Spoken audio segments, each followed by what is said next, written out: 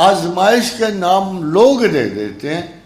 अगर वो करो आप जो अल्लाह आपसे चाहता है, तो आपको किसी किस्म की आजमाइश से भी वास्ता नहीं पड़ता। यह कुरान में अल्लाह कहता है, मुझे क्या पड़ी है तुम्हें अजाब लो। देखो, जो भी तकलीफ है अजाब ही है। सांस रुकता है तो अजाब है, सांस चलता है तो अजाब है। घुटने ठीक हैं तो ठीक, वरना किसका घुटना खराब नहीं, किसका मैदा खराब नहीं, कौन डिप्रेशन में नहीं, कौन उदासियों का शिकार नहीं।